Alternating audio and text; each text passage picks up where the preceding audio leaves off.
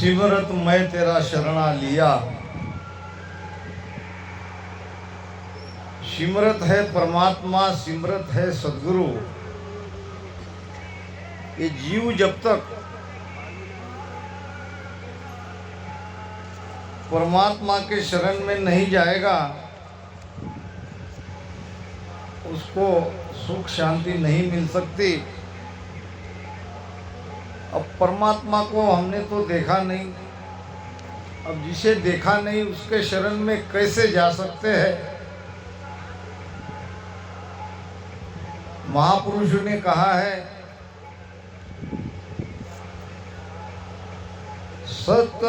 सतपुरुषारी आरती संतन की रे देह,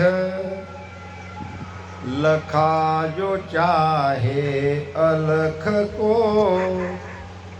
इस ही में लख ले। राम जी निराकार है, निराकार को कैसे लखा जाए,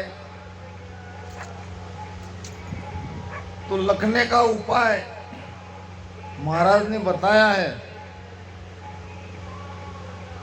सतपुरुषारी आरसी, सतपुरुष कहते हैं सतस्वरूप भगवान के लिए, और आरसी यानी कांच जिसमें हम अपने आप को निहारते हैं, अपने आप को देखते हैं। अब उस परमात्मा को निहारना है, परमात्मा को देखना है,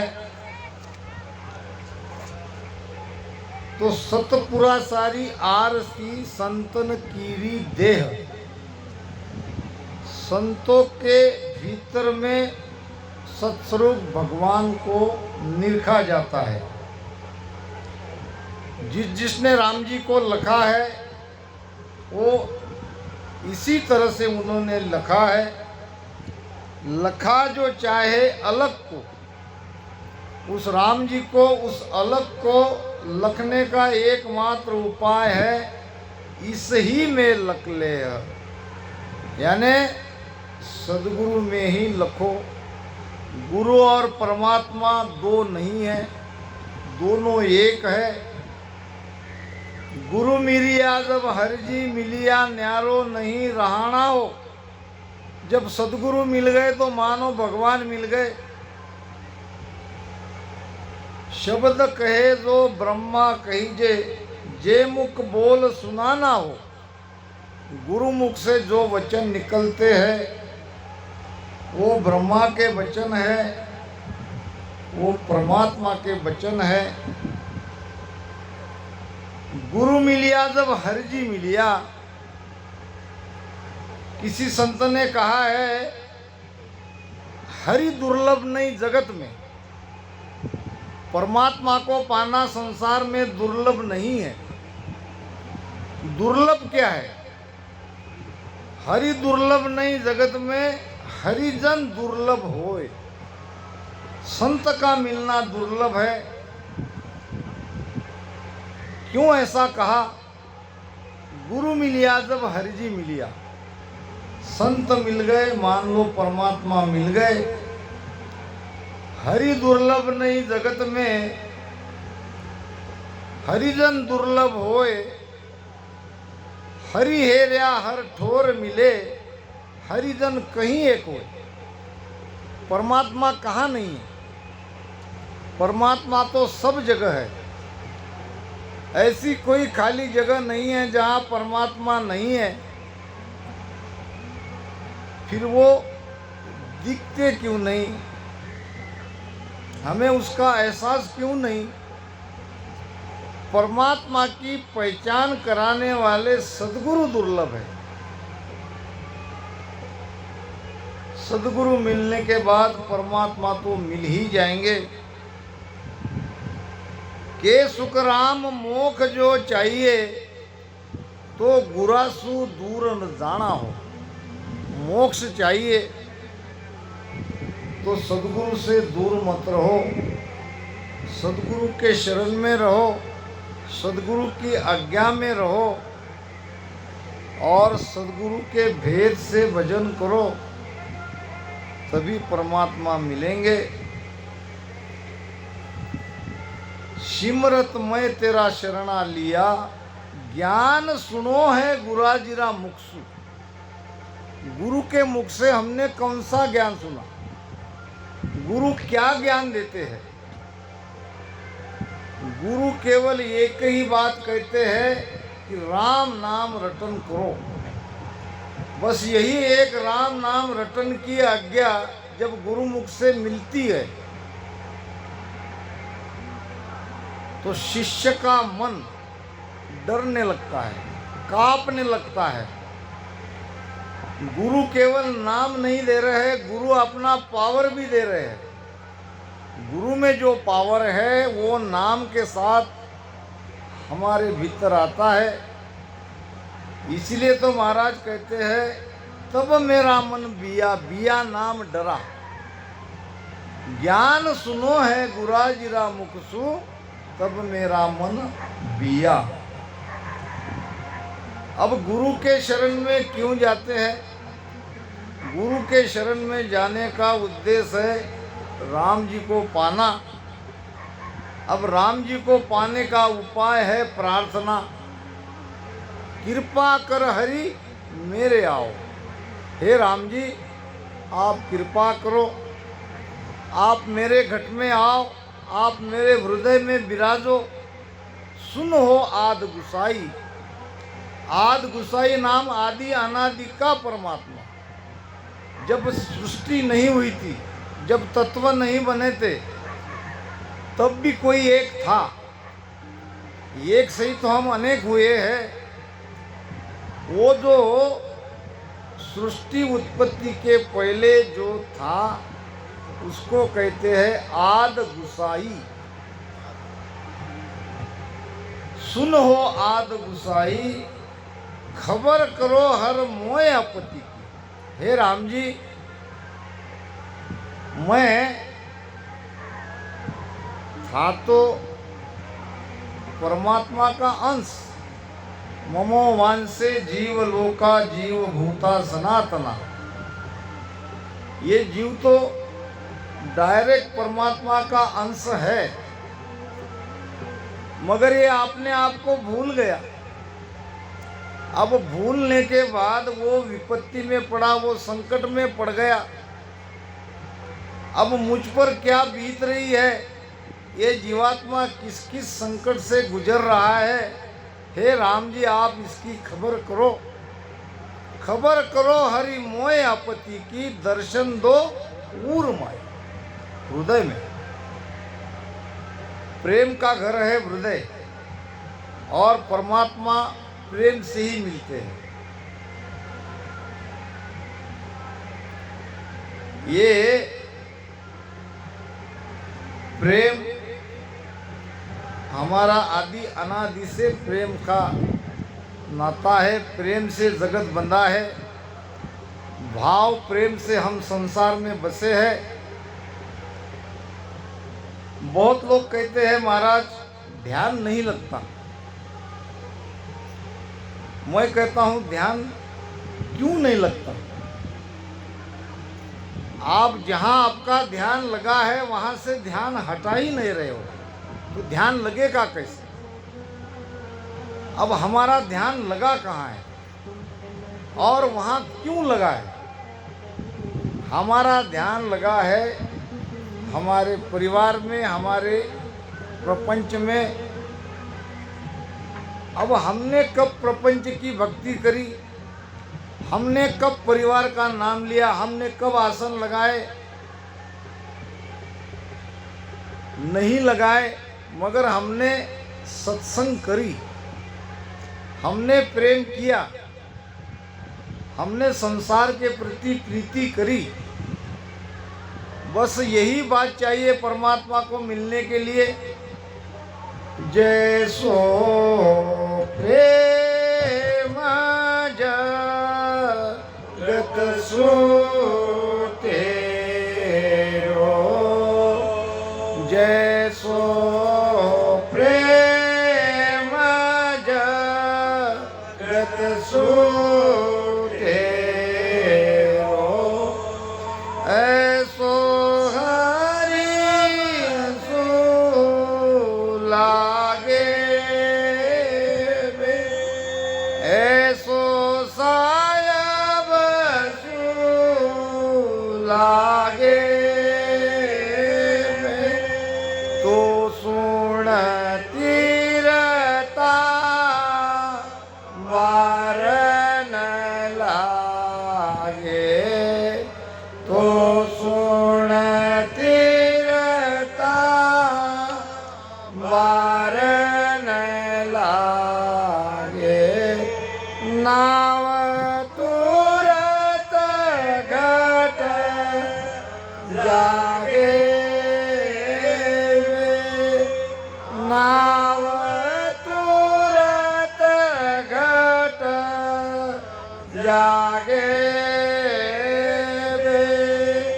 समझ समझ प्राणिया मोख जो चाहिए समझ समझ प्राणिया मोख जो चाहिए ऐसी भगत गए रहिए बे ऐसी भगत गए रहिए बे सतगुरु शरणो दर सिर ऊपर सतगुरु शरणो दर सिर ऊपर राम राम मुख लइए राम राम मुख लइए प्रेम प्रेम को हम जानते हैं प्रेम हमारे भीतर है प्रेम हमारे परिवार में है प्रेम हमारे घर पे है जैसो प्रेम जगत सु तेरो परमात्मा को पाने के लिए और कुछ उपाय नहीं है केवल ये प्रेम का ही उपाय है जैसे आप संसार से प्रेम करते हो जैसे आप माता पिता से प्रेम करते हो जैसे आप बेटा बेटी से प्रेम करते हो जैसे आप आपकी घरवाली से प्रेम करते हो बस वही प्रेम इधर करो तो सुन तीरता बार न लागे अब हम वहां से प्रेम छोड़ते नहीं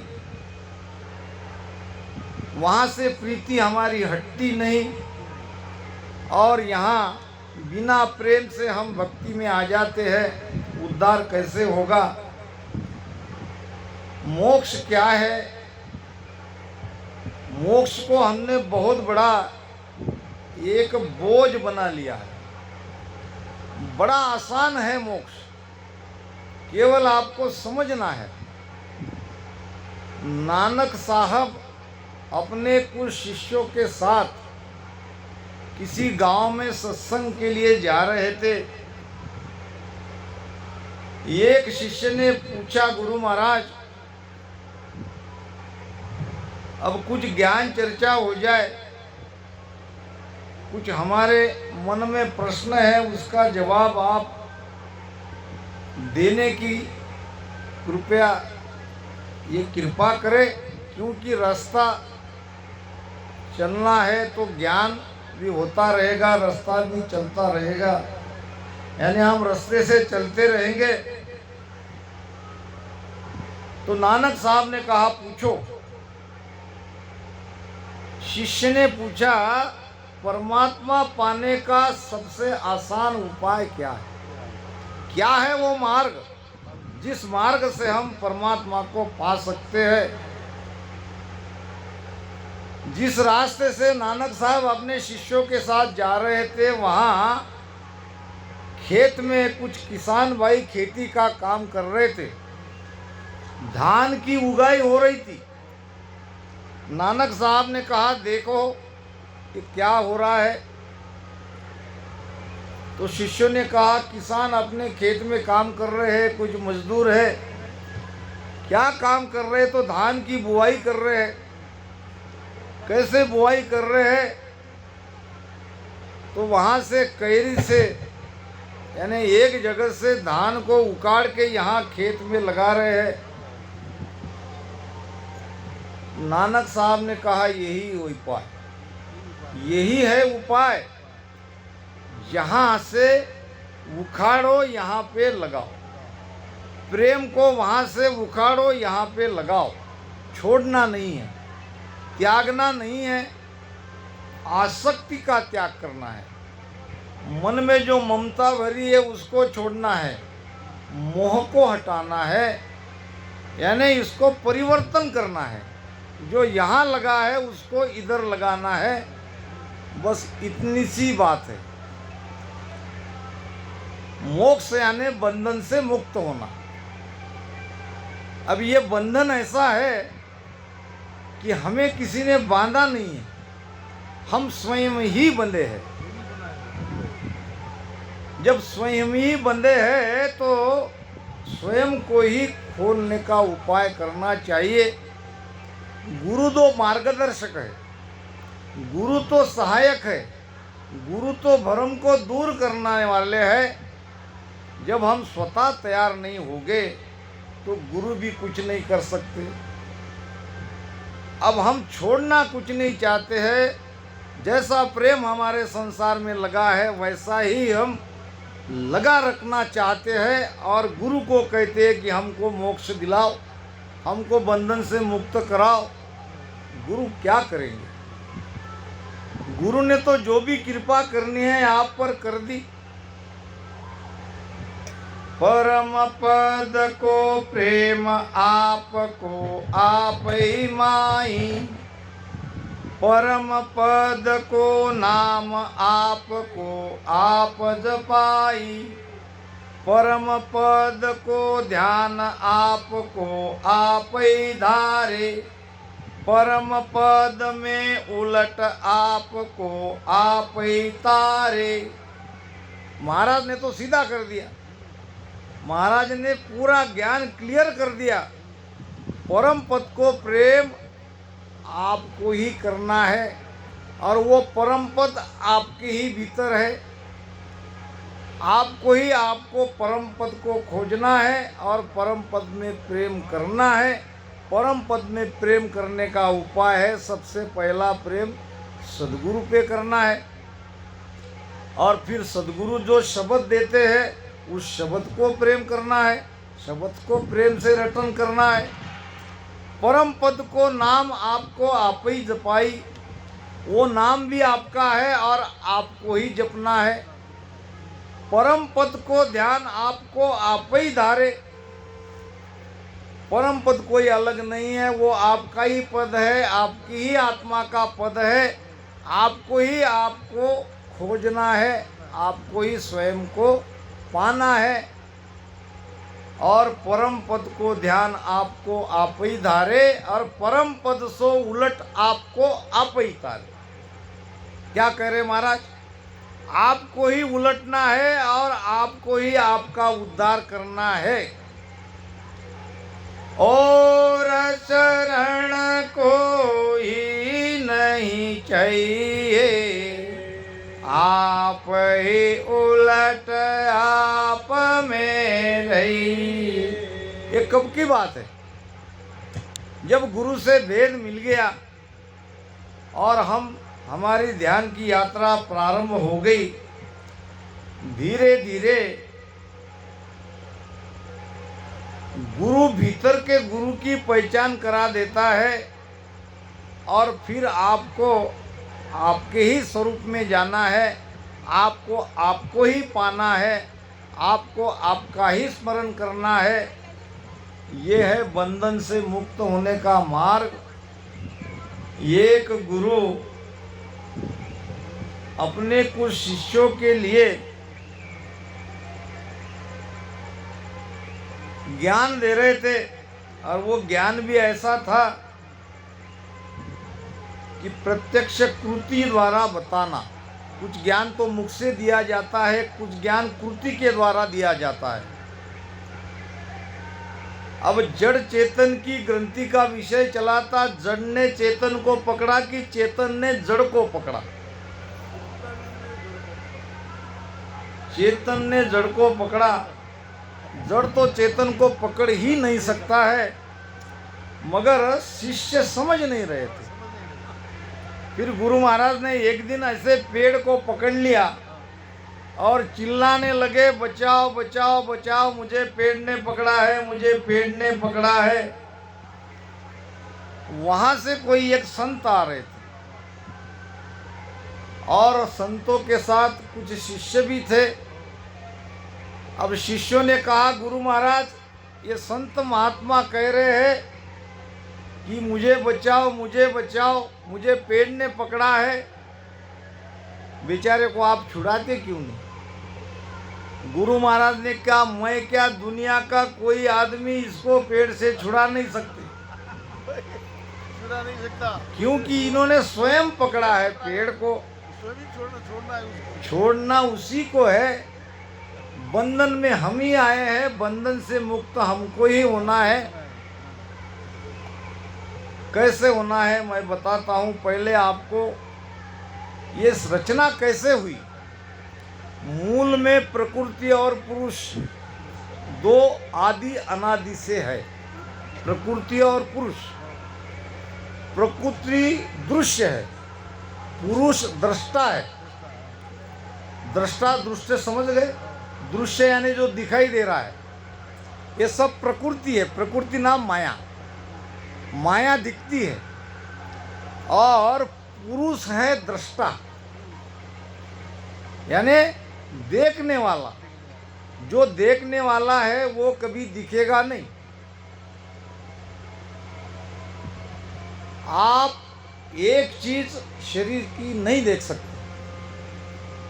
आप आपके हाथ को देख सकते हैं, पैर को देख सकते हैं, शरीर के हर अंग को देख सकते हैं, केवल आप अपनी आंखों को नहीं देख सकते, क्योंकि आंखों से ही सब देखते हैं। अब जिससे देख रहे हैं उसको देखा नहीं जा सकता। ये पुरुष दृष्टा है, प्रकृति दृश्य है। और प्रकृति का सारा कार्य उस पुरुष के प्रधानता से हो रहा है। प्रकृति कोई अपना कार्य नहीं कर सकती। प्रकृति जड़ है और पुरुष चेतन है। जड़ का सारा कार्य चेतन पुरुष के आधार से हो रहा है, मगर वो कहीं दिख नहीं रहा है। उसको देखने के लिए वो दृष्टि चाहिए जो सद्गुरु महाराज देते हैं। ऐसो ज्ञान प्रकाशो आई, दिव्य नेण जब खोल्या, राम ऐसो ज्ञान प्रकाशो आई, दिव्य नेण जब खोल्या, परम धाम तो न्यारी दर से, परम धाम तो न्यारी दर से, ये आरंभ सब ओला मन रे, मैं तो कछु न जानू, सतगुरु ज्ञान बतायो भारी, सतगुरु ज्ञान बतायो भारी, जब उलटी करतानु मन रे मैं तो कछुहन जानू। ऐसो ज्ञान प्रकाशो आई दिव्य नैन जब खुलिया। नेत्र कितने प्रकार के हैं? हमारे नेत्र कितने प्रकार के हैं? हमको तो ये केवल 2 नेत्र का पता है।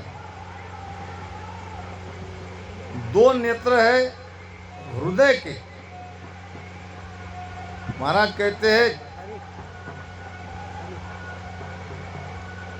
हम राम रक्षा में बोलते हैं चहूचक फूटी, कहते हैं ना चहूचक फूटी यानी क्या? चक यानी नेत्र। ये 2 और ये तुम्हारे हृदय के 2, ये हो गए 4। 5वां है सूरत।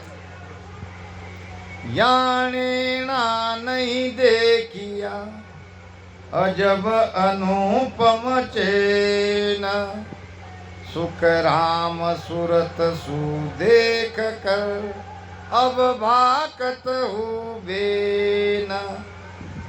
ये चर्म चक्षु और ये हृदय के नेत्र और ये तीसरा सूरत रूपी नेत्र।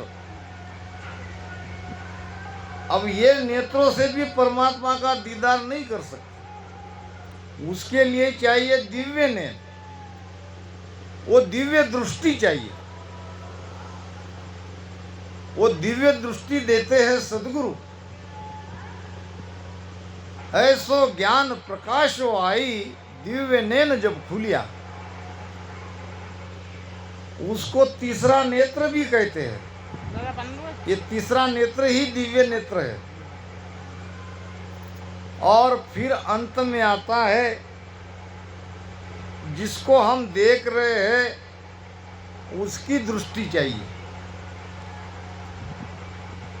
सूरज झिला मिल सूरज धर से चंद झिला मिल चंदा ब्रह्म झिला मिल ब्रह्म इधर से सो सायब का बंदा।